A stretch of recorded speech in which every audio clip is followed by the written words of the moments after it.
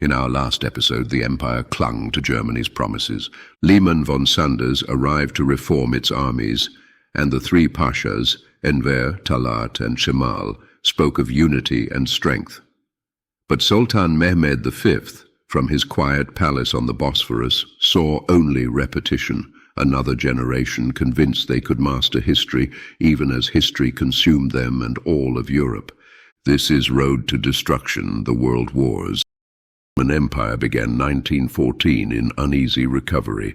The scars of the Balkan Wars were still fresh, the treasury nearly empty. The army, though reformed, was untested. Yet on the surface there was calm.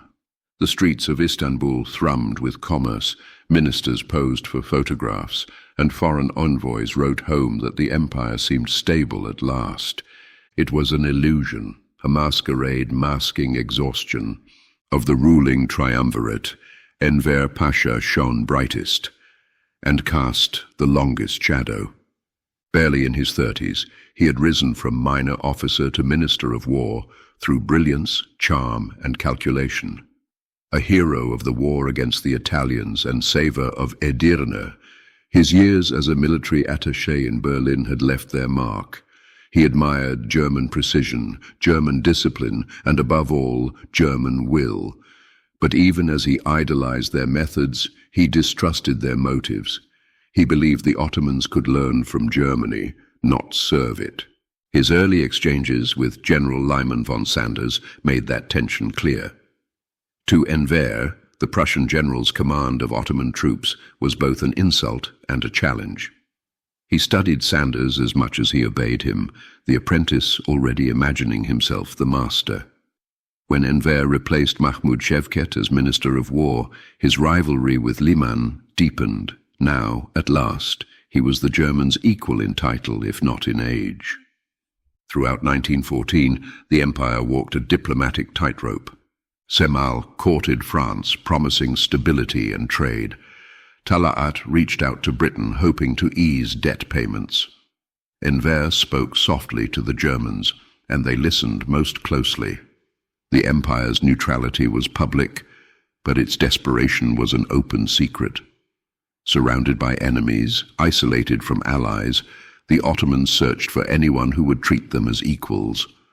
By summer, only Berlin offered that illusion. Then came Sarajevo. On June 28, 1914, Archduke Franz Ferdinand was shot dead in a city that had once been Ottoman. The sound of those bullets echoed across Europe and deep into the halls of the Sublime Porte.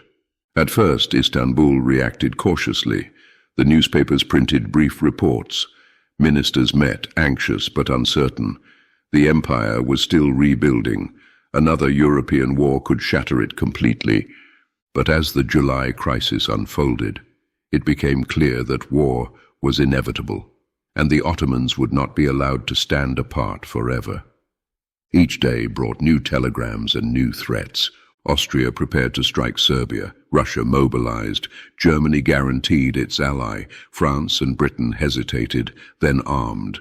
Within weeks, the world teetered on the edge of catastrophe.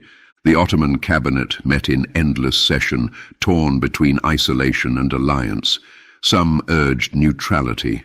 A war of the great powers might bleed them all, leaving the empire to recover in peace. Others saw opportunity, a chance to reclaim lost provinces, to avenge humiliation, to gamble one last time for survival. Since the assassination of Mahmud Shevket Pasha, there was no one left to restrain the committee. The sword had fully replaced the pen. Enver was the loudest among them. He argued that neutrality was death by delay. Germany's victory, he said, was inevitable, and with it, the resurrection of the Ottoman Empire.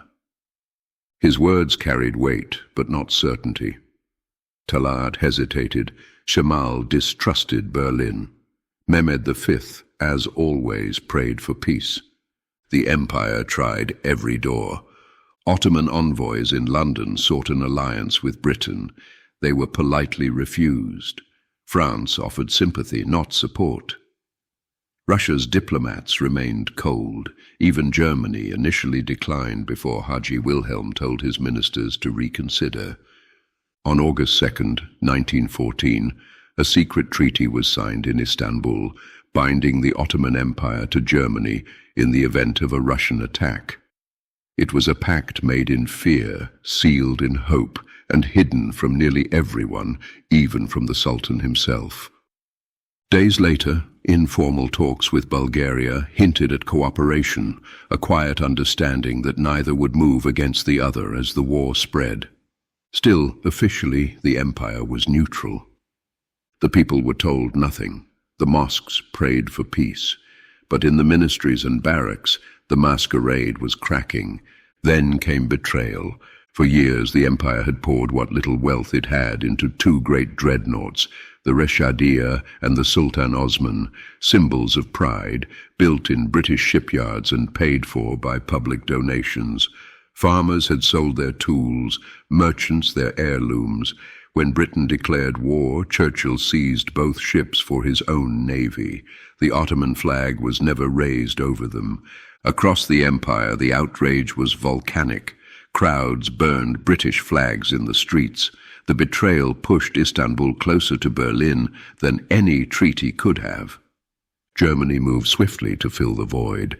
Two of its own warships and crew, the Goeben and the Breslau, evaded the Royal Navy and appeared at the mouth of the Dardanelles. Pursued and desperate, they sought refuge in Ottoman waters. Enver saw opportunity. The ships were declared gifts to the Ottoman fleet, their German crews quietly retained. Berlin called it friendship. London called it deceit. Mehmed V was told it was a diplomatic gesture. He blessed it, though he did not believe it. So they opened the straits to the dreadnoughts, sealing their safe passage and evasion of the British Navy. Enver ordered offers of alliance to be sent to Russia, followed by a closing of the Turkish straits to international shipping under the guise of mine-sweeping operations. By the summer of 1914, more than 80 German officers wore Ottoman uniforms, advisors in name, commanders in practice. German ships lay anchored in its harbors. German gold filled its treasury. The pashas called it partnership, but to Mehmed, he could see what was coming. From his window at Dolmabahce, he watched the ship's black funnels rising above the Bosphorus and murmured the same prayer he had spoken since his coronation.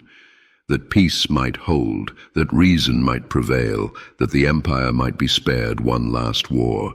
He could feel the weight of history pressing down, as it had on every sultan before him, that same cold certainty that the empire was being drawn, step by step, toward its end.